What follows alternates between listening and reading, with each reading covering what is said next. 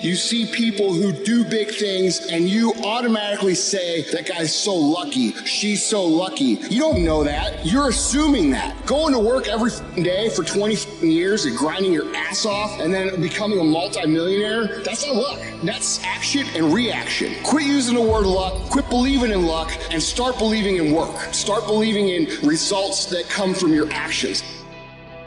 Stop telling your visions to other people, because they're not going to see it. Why you think you keep imagining opening a business? Why you keep imagining graduating, getting a better job? Why do you keep imagining buying a house? Why do you keep imagining getting rich one day? Why do you keep imagining that? Because God is talking to you, showing you something that He has for you.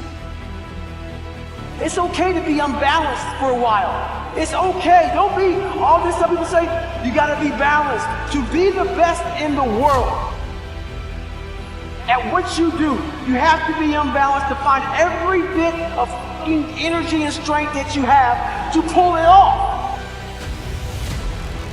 Then you get balanced once you become great. And it takes being obsessed to where people think you're crazy. Let's go. Let's go. You got money, but do you got that dog?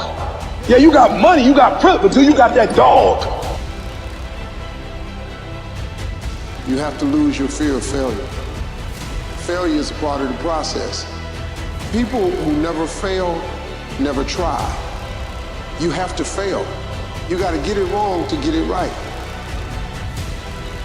When God gives you a dream, I believe that we all have a dream, that God has given each one of us something that's beyond us, that hope and aspiration that makes us look beyond.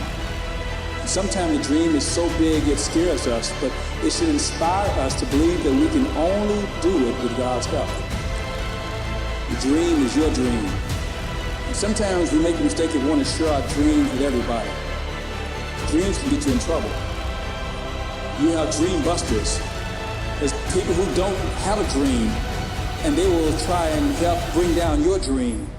God gave your dream to you. And everything that God gives you, God intends for you to achieve and accomplish. Don't have time to regret. We move on, because we are acceptable for what we are, not what we think we should be. I'm accepted in myself by what I am, but not as I think I should be, because that's a lie. I'm a sinner, I'm an old sinner, I've done some bad things, I've done some good things. So, you just forgive yourself and move on.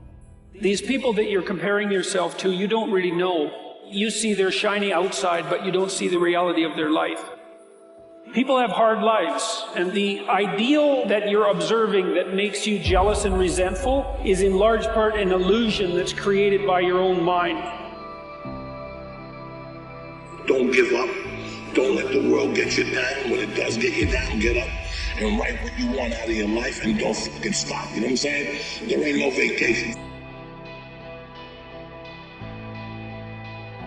You get up every fucking day, you look in the mirror, you tell that mirror, I'm a bad motherfucker. And one way or another, you'll make it fucking happen today. And guess what? If you keep writing it down, after a while, the power of the pen, you'll fucking believe it. If you don't have what you want, stop telling yourself the story because you don't have the money, you don't have the time. That's bullshit. It's because you haven't committed yourself where you would burn your boats. If you want to take the fucking island, burn your fucking boats, and you will take the island, because people, when they're going to either die or succeed, tend to succeed. Here's the truth. This is the reality. Nobody's going to believe in you until you've already done it.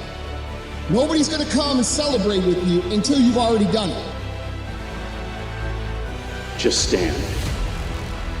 You keep standing.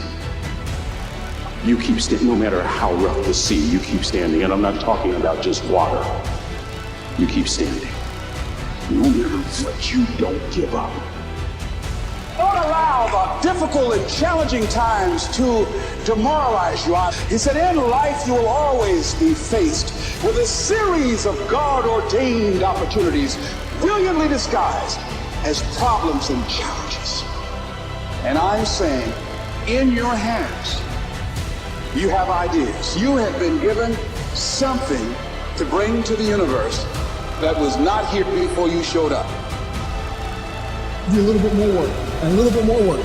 The results are gonna come more. More people are gonna believe. Nobody fucking believes in you because you haven't done anything yet. That's the reality.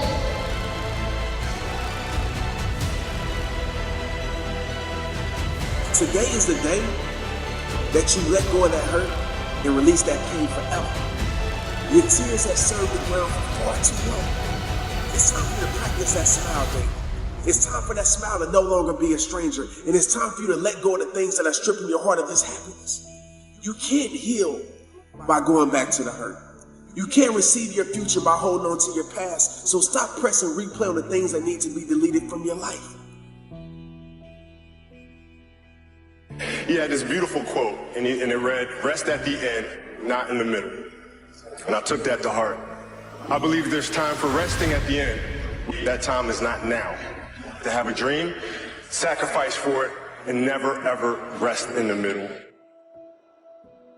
When people can't get up in the morning, I'm going to tell you why. Because they can predict the feeling of everything that's going to happen in their life. And their body's resigned to the familiar. It says, oh, another mundane day. But remember when you were a kid and you were going on a field trip? What happened then? You were up and dressed and ready to go before your parents were up. Because you knew something unexpected was going to happen. That's how we should live our lives. Waking up with the understanding to expect the unexpected. Something unusual should happen in our life as a result of our efforts. It doesn't matter what is your level of intelligence, what is your level of capability, introvert, extrovert, this, that, doesn't matter. Do you have the courage and commitment to make the possibility into your reality?